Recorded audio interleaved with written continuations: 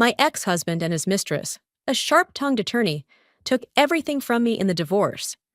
The penthouse overlooking the city, both silver Teslas, $8 million from the IPO account, even the reputation and the dream we had built together.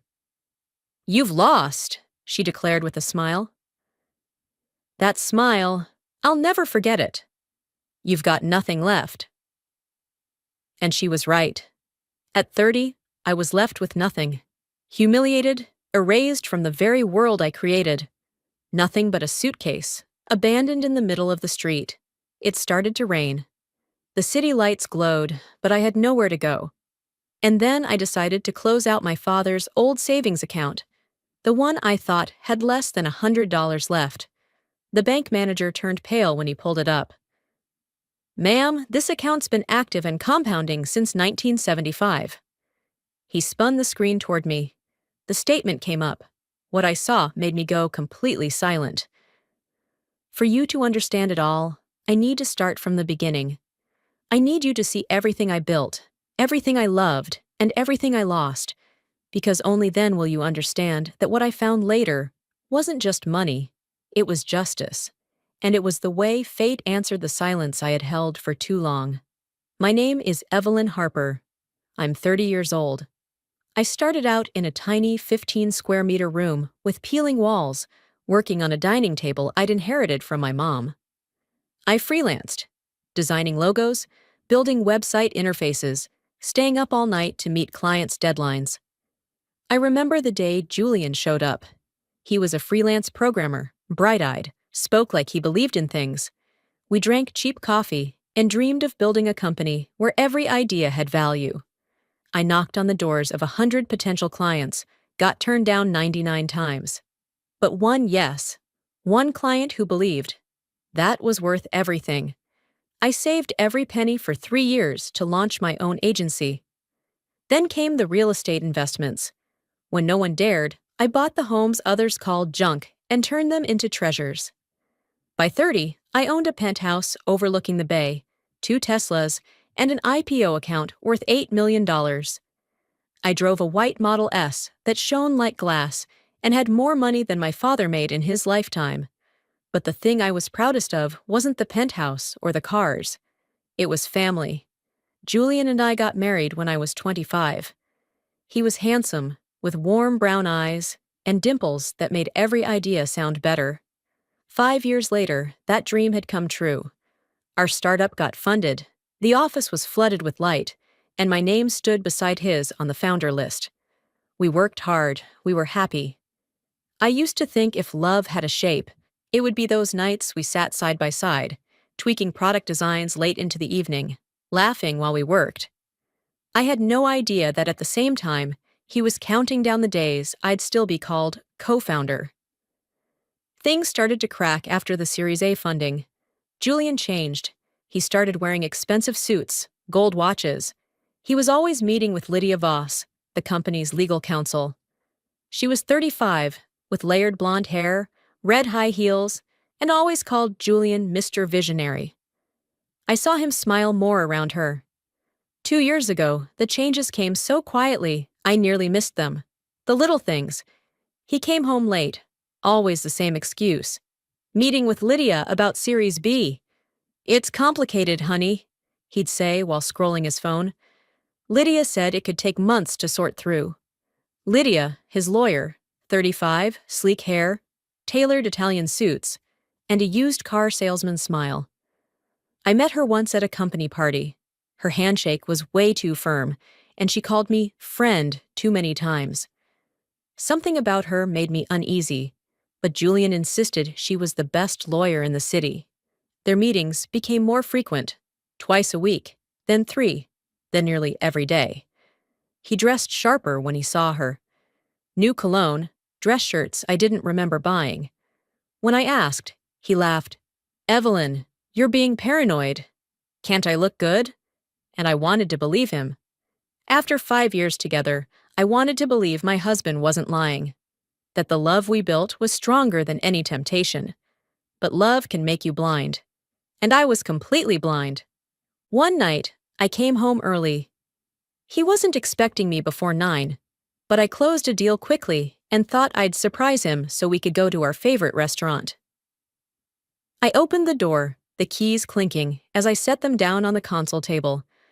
I heard him laughing in the office, a laugh I knew by heart, but this time it sounded different, more intimate, more complicit. I crept closer, pressed my ear to the door. No, she doesn't suspect a thing. Just a fool who only thinks about design. Once the divorce is done, everything will be ours. Silence. Then laughter again. I love you, Vic. Just be patient a little longer. The world stopped. My heart didn't beat for one eternal second. I wanted to burst in, confront him, scream. But something held me back. Maybe it was survival instinct, or the fear of confirming what I just heard. I stepped back silently, left the house, and drove around for hours. The city lights blurred through my tears. I couldn't stop. 5 years. 5 years of my life given to the man who was now plotting to take everything from me. That night, I slept in a cheap motel. I couldn't go home, couldn't look him in the eye knowing what I now knew. The next day, I hired a private investigator. It cost a fortune, but I needed proof. I needed to know how long this had been going on, how deep it went. The results came in after 3 weeks. Photos of Julian and Lydia going in and out of hotels. Call logs that lasted for hours. Emails where they mapped out in detail how to take everything from me. Lydia, the talented attorney, had found legal loopholes, tricks, ways to turn me into the villain. And Julian, my husband, the father of the ideas we built together, helped her with every financial detail, every asset, every corner of my life. I confronted Julian on a Monday morning. I laid the stack of photos on the breakfast table as he sipped his coffee. His face went pale for a second, just 1 second. Then he smiled. A cold smile I'd never seen before. So what now, Evelyn? You gonna divorce me? Go ahead. Lydia's got everything ready, and he was right. Because what I didn't know was that the trap had already been set. The best lawyer in the city against a 30-year-old woman who still believed in justice. I didn't stand a chance. The divorce process started 3 days after that conversation. Julian moved out of the penthouse that very afternoon. Before he left, he stood at the door with a smile, then threw his own suitcase out, one piece at a time, only to quietly pick everything up, fold it neatly, slowly, with a face full of sadness, like he was the victim. The neighbors saw him leave with red eyes, playing the perfect abandoned husband.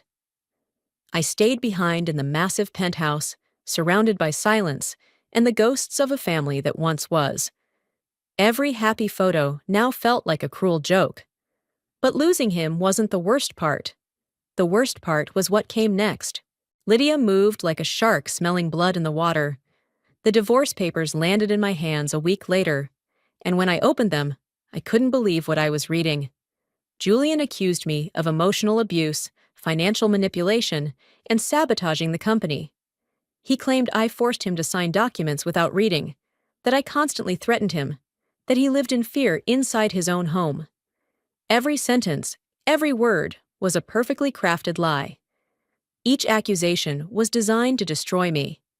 And the worst part was, they had witnesses and evidence. People I once considered friends, business partners, even former employees who had worked at the agency for 5 years. All of them testified in his favor. All of them lied with such conviction, it sent chills down my spine. The evidence included video footage from the neighbors across the street, conveniently capturing the moment my husband's suitcase and clothes were tossed outside, followed by him quietly picking up each item. I hired the best lawyer I could find, a woman with 30 years of experience, who assured me that truth always wins. "Don't worry, Miss Grant," she said, patting my shoulder. "We have evidence of your good character, your honest work. No judge is going to believe a man who's clearly lying." But what my lawyer didn't understand was that Lydia didn't play fair. She knew every corner of the legal system, every judge, every clerk in every courtroom. She knew exactly which buttons to press and when. On the first hearing day, I arrived early, dressed in a sharp suit, clinging to the hope that justice would be on my side. I saw Julian walk in, arm in arm with Lydia, both in black, both wearing sunglasses. He looked weak, broken, perfectly vulnerable. And I looked exactly how they wanted me to look. A wealthy, powerful businesswoman. Intimidating. The type of woman who could abuse her husband and no one would question it. The judge was a man in his 40s, stern-eyed and unreadable. He listened to Julian's case first. Lydia spoke for 35 minutes, painting me as a monster. She told made-up stories of terrifying nights, screaming, threats. She claimed I controlled every dollar Julian spent, isolated him from his friends, made him feel worthless. When it was our turn, my lawyer presented photos from family vacations, testimony from neighbors who never heard arguments, and bank statements proving Julian had full access to our accounts. But every time we presented something, Lydia had a reply ready. "These photos are staged, Your Honor." My client was forced to smile in public out of fear. The neighbors didn't hear anything because the abuse was emotional, not physical. Yes, he had financial access, but always under her supervision. Everything she said sounded convincing, professional, rehearsed. And I saw it in the judge's eyes. He was starting to believe her. The hearing ended without a verdict. The judge said he needed time to review the evidence and would set a new date. I walked out of that courtroom feeling like the ground beneath me was shifting. My lawyer tried to reassure me, said, "These things take time, we have to be patient." But I knew something was wrong. I could feel it in my bones. That night, I couldn't sleep. I stared at the ceiling, asking myself how my perfect life had turned into this nightmare. The following weeks were administrative hell. More hearings, more lies, more paid witnesses who claimed to have seen me act aggressive. Lydia brought in a psychologist who diagnosed Julian with PTSD from years of abuse. She submitted falsified medical records showing therapy sessions for anxiety and depression. Each piece of evidence was a masterclass in legal manipulation, and I could do nothing but watch the reputation I'd built over 8 honest years crumble in a matter of weeks. But what truly destroyed me was when Lydia filed the asset claims. She didn't just want half. She wanted Julian to keep the penthouse, claiming I bought it to control him. She wanted both Teslas, arguing Julian needed safe transportation after the trauma I caused. She wanted full access to the accounts, alleging I had hidden money, including the $8 million we'd built together during 5 years of marriage and 3 years before. She demanded everything, absolutely everything, belonged to him. My lawyer said it was ridiculous. No judge would grant that, but he was wrong. Because Lydia had a trump card no one saw coming. At the next hearing, she submitted documents supposedly proving I had transferred company funds into my personal account, evaded taxes for years. The documents looked legitimate, with my signature, official seals. But I had never seen them before in my life. They were perfectly forged, so good that even my lawyer doubted me for a moment. "Evelyn," he asked quietly, "is there something you haven't told me? Because if this document's real, we're in serious trouble." I swore to him I had done nothing illegal, that I paid taxes regularly, that every cent in the company was accounted for. But Lydia had done too good a job. The forgeries looked so real that the judge ordered a full financial investigation. For 2 months, auditors went through every transaction, every receipt, every transfer from the past 5 years. And even though they found nothing illegal, the damage had been done. My reputation was destroyed. The local paper ran the headline, "Co-founder accused of fraud and abuse. Clients canceled contracts. Partners stopped responding." The name that once opened every door for me was now slammed shut. Former employees, people I once considered family, took Julian's side. He filled their heads with lies, said I was a controlling, tyrannical boss, that I made them work overtime just to protect my public image. Or maybe they didn't believe it, but money talks louder than loyalty. Julian promised them a cut of the reward if they testified in his favor, and they did. A designer who once interned with me stood before the judge and said I constantly yelled and never acknowledged her work. A sales rep who'd closed million-dollar deals with me swore he saw signs of controlling behavior from the beginning. Their words were knives straight to the heart. Every lie was another cut that went straight into me. The final hearing came on a bleak Friday in November. The sky was thick with clouds, like the universe knew what was about to happen. The courtroom was packed. Julian and Lydia sat across from me, unable to fully hide the look of victory on their faces. Former employees sat in the front row, not one of them meeting my eye. My lawyer sat beside me, her file painfully thin compared to the mountain of documents Lydia had prepared. The judge entered and everyone stood. He sat down, opened the folder, and began reading the verdict in a flat, unreadable tone. After reviewing all presented evidence, this court finds Mr. Julian Harper entitled to full ownership of all marital assets due to proven emotional and financial abuse. My heart stopped. The penthouse would be transferred to his name. I couldn't breathe.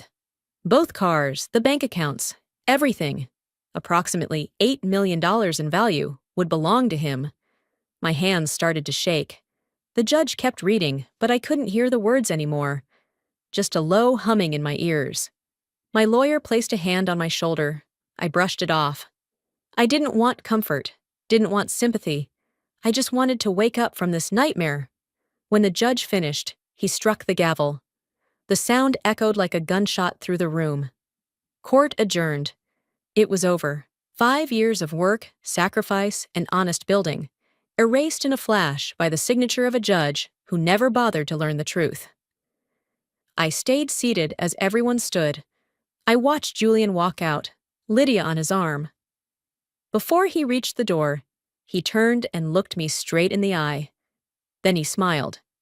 Not a subtle or conflicted smile, but wide, triumphant, venomous. Lydia whispered something in his ear, and he burst out laughing.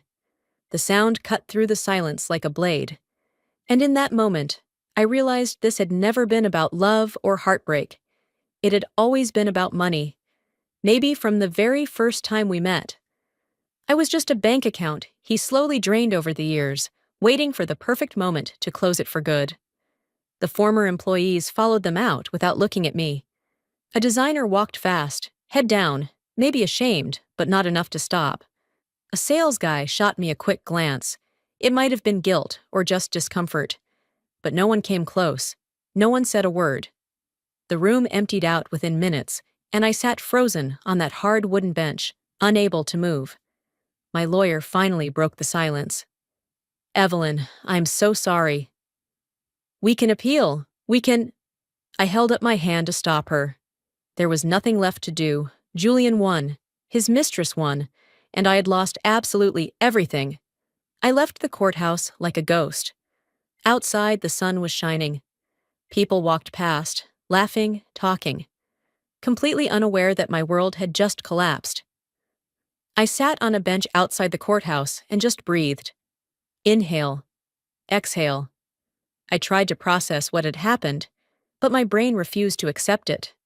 How could I, in a single day, lose the penthouse, all my savings, the cars, and the respect of people who used to be my teammates?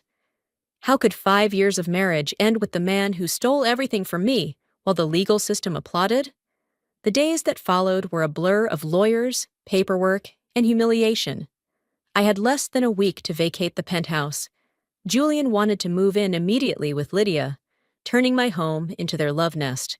I packed my belongings into musty cardboard boxes. 5 years of marriage, reduced to 5 boxes. Clothes, a few books, some photos I didn't want to look at, but couldn't bring myself to throw away.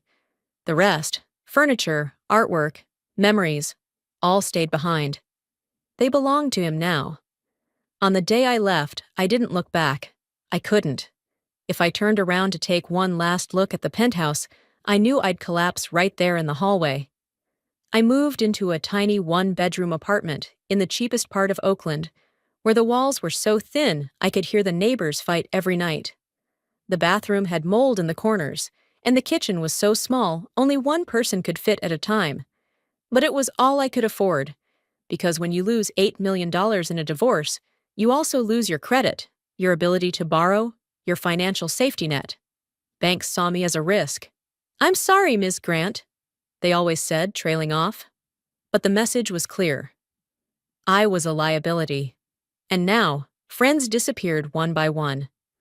At first, they called and texted, saying how sorry they were. But when I needed help, needed work, or just someone to talk to, the excuses started. "I'm too busy." "It's not a good time." "Julian's our friend, too." You understand how awkward this is, right? Within 2 months, my contact list was nearly empty. People I'd once had dinners with, traveled with, closed deals with, erased me from their lives like I'd never existed. That's how the world works when you fall. No one wants to be near failure because they think it might rub off. The nights were the worst. I sat in that miserable apartment, with the sound of distant sirens and neighbors fighting through the wall, wondering how I ended up here. At 30, after a life of hard work and all the right decisions, I was completely alone.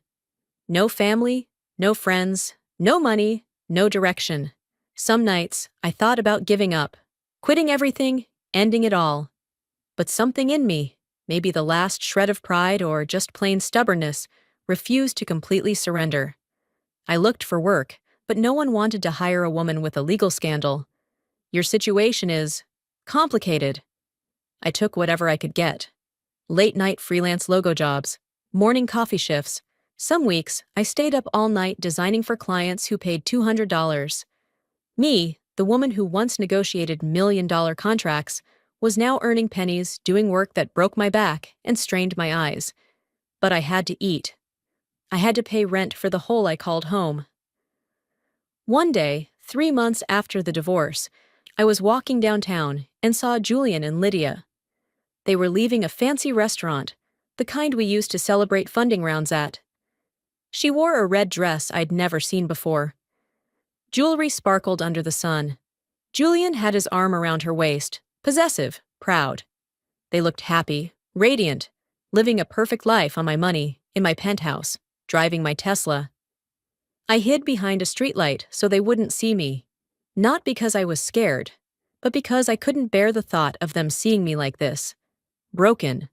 Defeated. That night, I hit rock bottom. I sat on the floor of my apartment, surrounded by bills I couldn't pay, and cried. Cried like I hadn't cried since I was a child. Tears of rage, helplessness, and pure despair. Why had I worked so hard? Just to end up like this, alone and wrecked, while the people who betrayed me enjoyed the fruits of my labor. It wasn't fair. Nothing was fair. But justice, I learned that night, isn't something the world owes you. It's something you fight to take. The next day, between the moldy smell of boxes and the arguing couple next door, I was sorting through what little I had left. I found an old wooden music box buried at the bottom of a box, something I had packed without even noticing when I left my old home. The music box was dark wood, cracked at the corner, with faded flower carvings on the lid and a yellowed paper label on the side. To Nathan, from the father who always loved you, I turned the tiny key, and the music sputtered to life. Rough metallic notes, like forgotten memories. Beneath the faded green velvet lining was a pale green savings book, corners curled from age. First National Trust, 1975. Just underneath it was a red wax-sealed envelope with handwriting I recognized from postcards 3 years ago. To my daughter, open when you need it most. I sat down on the floor, back against the wall, the envelope on my knees. My heart pounded. Half hope, half fear. A forgotten account, over 50 years old. Maybe it was closed, maybe it was inactive. But something flickered inside me, a tiny spark of curiosity in the middle of despair. What if the account was still active? What if there was something in it, even just $100? It wasn't much, but in my situation, $100 meant food for a month. I decided to go to the bank. I had nothing left to lose. I wore a cheap suit still stained with coffee, tied my hair back, tucked the savings book into my tote bag, and took 2 buses. The new branch was all glass and steel, cold stone floors, smelling like air conditioning and disinfectant. I handed the book to the receptionist. She frowned at the year printed on the cover and politely asked me to wait. 10 minutes, 20, 30. I was ready to hear, closed, invalid. Sorry for the inconvenience. I started to think I'd made a mistake, that I'd wasted my time. But then a man around 55 appeared. Thick glasses, gray suit. Miss Grant? I stood. Yes. I'm Joseph, the branch manager. Could you follow me to my office? There was something in his tone that made me nervous. He didn't sound like someone about to tell me an account had been closed. He sounded like someone who had just seen something unexpected. We walked in silence down the marble hallway into his office. He closed the door and gestured for me to sit. He sat at his computer and typed. His face went pale. Ms. Grant, he said, not looking at me. Do you have any documentation proving your relation to Mr. Frederick Grant? I pulled out my ID. My last name is Grant. Frederick was my paternal grandfather. Joseph checked the documents, then looked back at the screen. He took a deep breath. Ma'am, the account exists. It's active and has been compounding interest since 1975. The world stopped spinning. A CT4. What? I whispered. Joseph turned the screen toward me, and then I saw it. The account balance. My eyes scanned the number once, twice, 3 times, unable to process it. It couldn't be real. It simply couldn't be real. $127 million. The room started to spin. I couldn't breathe. That can't be right, I said, my voice trembling. Joseph nodded slowly. I verified it 3 times. Your grandfather deposited $100 in 1975. The account was never closed. It's been compounding interest and receiving occasional deposits for 50 years. With original bank rates and shifting policy changes over the decades, the amount grew exponentially. I couldn't speak. Couldn't think. $127 million from a forgotten account.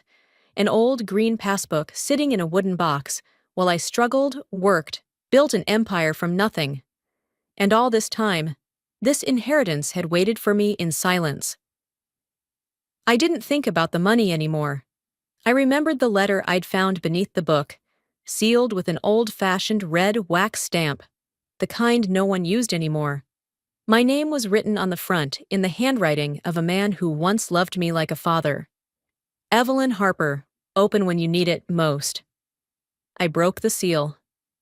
Inside was a letter written on beautiful paper. I started reading, and tears fell before I could stop them. Dearest Evelyn, if you're reading this, it means you've found what your grandfather and father left behind. And if you've found it, it means you need it. This is a gift my father left for me, and I've left it for you. He opened it in 1975, after he was betrayed by his own business partner. The man took everything, his company, his savings, even tried to take your grandmother. The pain of betrayal nearly destroyed your grandfather. The letter continued. I opened a secret account in 1975 with my last $100.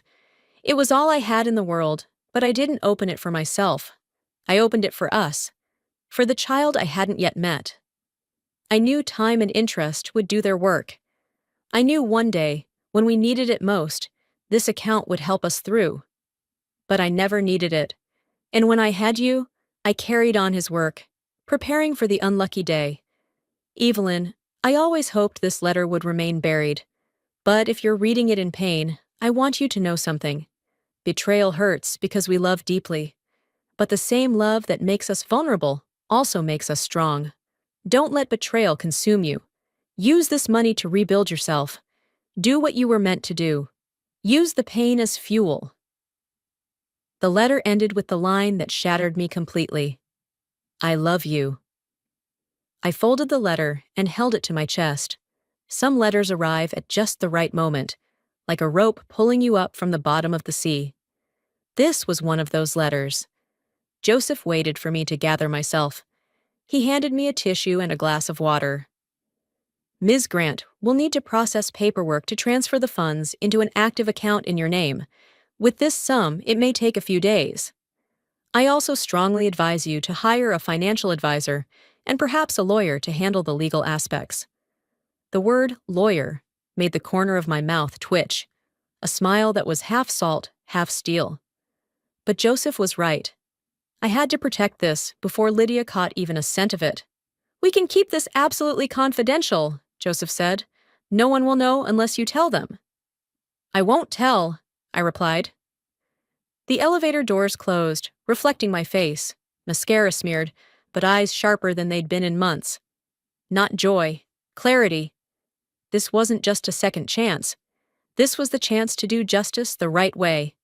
I left the bank 3 hours later with a briefcase and a secret heavier than any fortune, $127 million. The number spiraled in my head like a storm. I walked the streets aimlessly, trying to process what had just happened. People passed me by, totally unaware that the woman in the wrinkled blazer among them had just become a millionaire. It felt surreal. Just 24 hours ago, I walked into a bank hoping to withdraw $100, enough for food for the month. Now, I had more money than I could spend in several lifetimes. But something inside me had shifted. I didn't feel thrilled. I didn't feel the urge to celebrate or spend. I felt something deeper, darker. I felt clarity. For the first time in months, my mind was fully awake. And in that clarity, I knew exactly what I had to do. I opened my contacts and scrolled to a name I had saved, but never dared call. Declan Morrow, a lawyer once crushed by Lydia in a professional misconduct case to push him out of the game. They said he had nothing left to lose, so he only took the dirtiest cases. Ones he could clean from the root. I hit call. 3 rings. A man's voice answered. Low, brief, no small talk. "This is Evelyn Harper," I said, hearing my heartbeat through the speaker. "I need a lawyer who's not afraid to swim in dirty water. And I have something you'll care about. Proof Julian and Lydia fabricated everything. And the financial means to go all the way." Silence on the other end. A long beat. Then he said, "You called the right man, at the right time. Send me everything you have. Tonight, 8 p.m.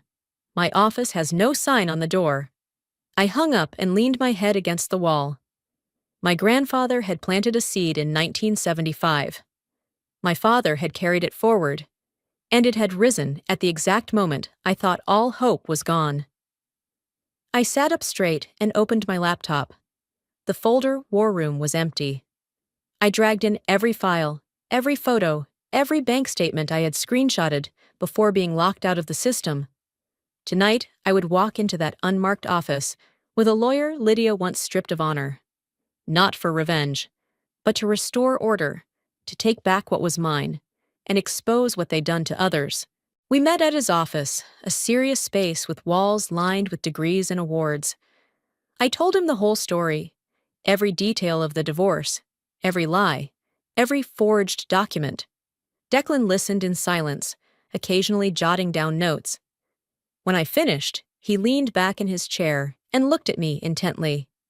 "Ms. Grant, what you're describing is a clear case of legal misconduct and potential fraud. If we can prove that attorney Lydia Voss forged documents and manipulated court procedures, not only can we reverse the divorce, but she could face criminal charges." I nodded. "That's exactly what I want. But it needs to be quiet.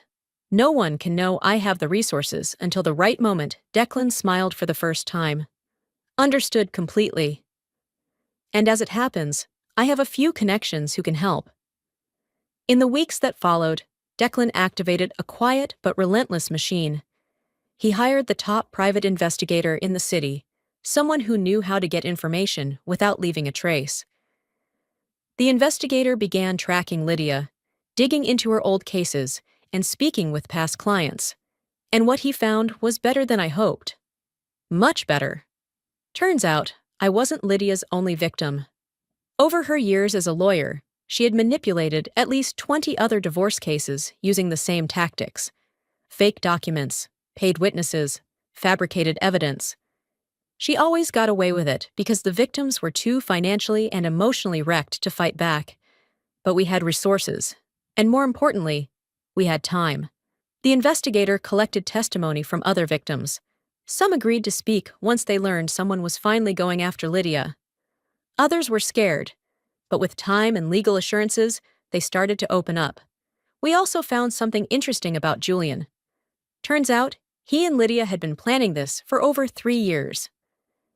Every night, I read hundreds of recovered emails from the investigator, my hands shaking as I saw Julian's name show up in Lydia's threads. It's done. She signed without reading. Once the IPO clears, move her share to my fund. Another email. If she sues, I'll handle it. I know how to silence women like that. I didn't cry anymore. I just felt cold. So cold I could hear the sound of my own typing as I took notes. Everything had to be airtight, legal, undeniable. Declan reminded me, we can't move fast, Evelyn. We have to move smart. He brought in 2 digital forensics specialists to extract server logs from my former company. From there, an avalanche of evidence emerged. Forged authorizations, suspicious transfers to a consulting firm in Lydia's name, legal bills 10 times higher than actual fees. Every tiny detail began to form a complete map of the scheme. From the day Julian started going to meetings, to the day I was kicked out of my own office. If we moved too quickly, Lydia could destroy evidence or disappear. Every piece had to be in place before we struck. So I waited. And while I waited, I did something else. I started rebuilding ties with former employees, but not in obvious ways. I didn't call begging for forgiveness or try to buy loyalty. Instead, I hired another investigator to quietly look into their lives. I found out the designer who once interned with me was being harassed at her new job and didn't know how to handle it without risking her career. The sales guy who helped me close our first $1 million deal had sunk his savings into a failed startup and was drowning in debt. Julian, of course, didn't help them. He was too busy spending my money with Lydia. So I did what they didn't expect. I helped them anonymously. Through a legal intermediary, I ensured the designer's boss was investigated and eventually fired. It wasn't hard. He had a history of harassment that I had once warned Julian about, but let slide on his advice. All it took was someone to bring it into the light. 6 months passed. 6 months of living in the shadows, building the case piece by piece. And during that time, I watched Julian and Lydia celebrate their victory. They moved into the biggest penthouse, the one overlooking the bay. They threw lavish parties, traveled, posted on social media, flaunting their perfect life. And every photo, every fake smile, every stolen luxury only sharpened my resolve. Declan finally called me into his office. "We're ready," he said with a smile that meant good news. He spread a thick folder across the table. "We have enough evidence to charge Lydia with fraud, document forgery, and professional misconduct in 21 different cases, including yours. We also have proof Julian was an active accomplice in your case, making him vulnerable to criminal charges." I opened the folder. Hundreds of pages. Emails where Lydia and Julian plotted step by step how to ruin me. Witness statements. Admitting they were paid to lie. Forensic analysis showing Lydia's documents were forged. "What's next?" I asked. Declan leaned back. "We submit everything to the district attorney's office. With this volume of evidence, they'll issue arrest warrants. At the same time, we'll file a motion to overturn the divorce decree due to fraud. The judge will have no choice but to reopen the case, and when he does, everything they took from you will be returned. The penthouse, the cars, the money. All of it." I smiled for the first time in nearly a year. A real smile. "How long?" I asked. Declan glanced at the calendar. "If we move fast, arrest warrants in 2 weeks. Divorce reversal could take another month." But Declan and I decided to wait for the perfect moment. When we got word of Julian and Lydia's wedding date, I knew my moment had come. That night, Julian and Lydia threw the biggest party of their lives. 200 guests, mostly investors, partners, and finance media, all gathered at the beachfront villa I used to call home. The golden lights glared against expensive champagne glasses, smug smiles, and music that was too luxurious to feel real. They live-streamed the entire event across social media. I wasn't there, at least not in the way they thought. Declan and the investigation team had planted people on the catering staff, hidden cameras across the venue. Every frame was streamed directly to our private server. I sat in my tiny apartment, laptop open, screen showing every corner. Lydia in a white satin dress, wearing my old pearl necklace. Julian in a black tuxedo, smiling at reporters like the world was bowing at his feet.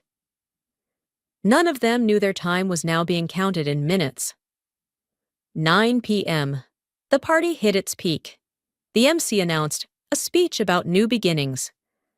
I watched Lydia step onto the stage, the mic catching the light, her voice steady, confident, talking about the power of trust and legal transparency. Her final sentence hadn't even ended when the sound of engines roared outside the gate. 3 unmarked black SUVs pulled up at the same time. The windows slid down, and 8 police officers plus 2 federal agents stepped out. The music cut off mid-note. The sound of champagne glasses crashing to the marble floor rang through the stunned silence. A man's voice rang out loud and clear.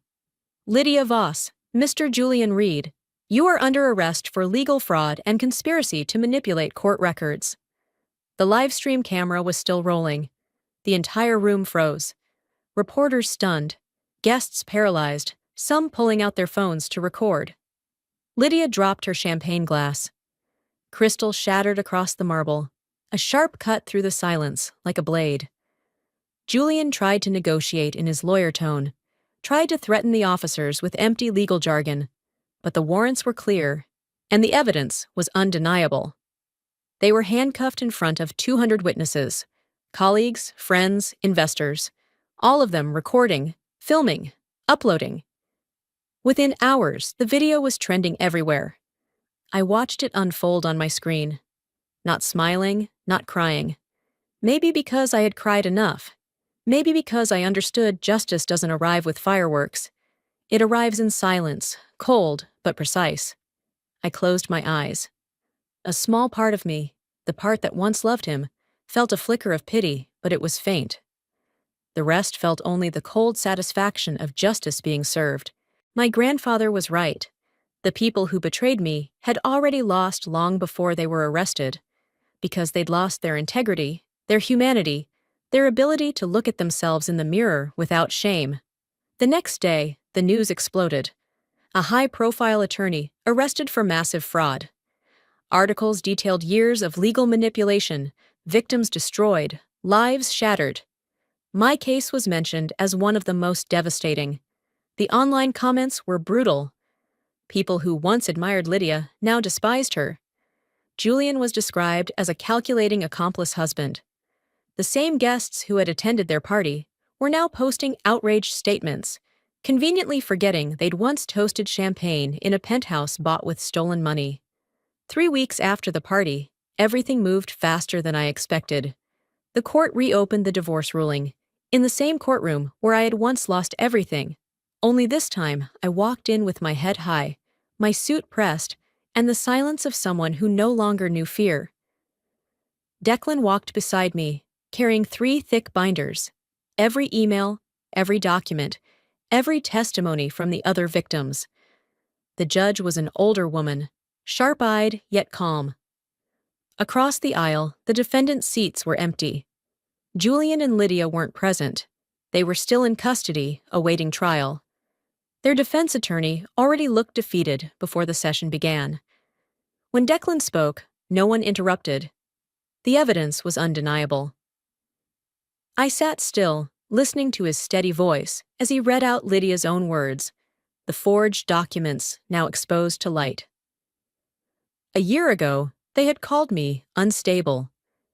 Today, the court declared, "The divorce decree between Evelyn Harper and Julian Reed is hereby nullified due to procedural fraud and gross judicial misconduct." I closed my eyes for a second.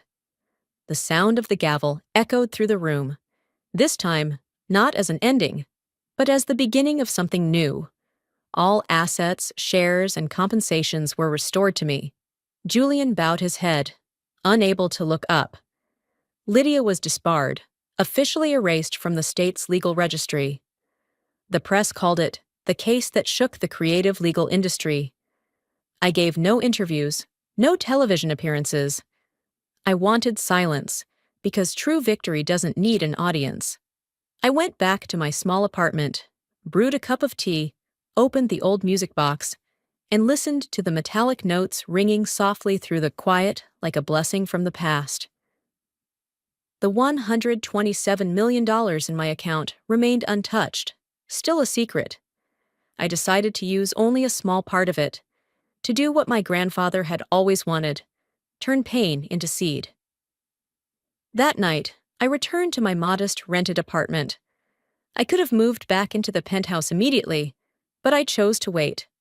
I wanted to taste this moment, to remember what the bottom felt like before reaching the peak, because that memory keeps me humble. It reminds me that fortune can shift in an instant, and the only thing that truly matters is who you are when no one's watching. The days that followed were a mix of legal resolution and personal healing. The penthouse was returned to my name. The cars, though Julian and Lydia had used them for a year, were still legally under my assets, thanks to Declan's excellent legal maneuvering. The bank accounts were more complicated since they'd spent millions, but the court ordered the return of whatever was left, plus compensation for damages. Not that I needed the money. I still had $127 million from the account my grandfather and father had left behind, untouched, resting in silence. I chose not to disclose that account. Not yet, maybe never, because I had learned the most valuable lesson of my life. Visible money makes you a target.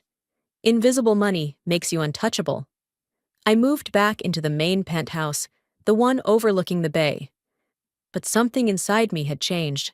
The rooms I used to be proud of now felt hollow. Expensive furniture, artwork, marble floors, all of it felt shallow.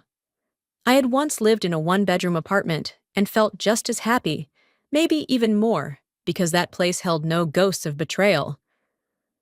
I hired a cleaning company. I wanted to erase every trace of Julian and Lydia from the space. I donated the furniture they had used, repainted the walls, changed the locks, of course, but also changed the energy of the place. When it was finished, the penthouse felt new again, like a blank canvas waiting for a second chance. Meanwhile, the criminal case against Julian and Lydia moved forward. The prosecution built a solid case, with 20 prior victims ready to testify. The media covered every detail of the trial. Lydia tried to negotiate a plea deal in exchange for a reduced sentence, but the prosecution refused. They wanted a public trial, to make an example out of a lawyer who had corrupted the system. The trial lasted 2 weeks. I attended every day of testimony, not for revenge, but for closure.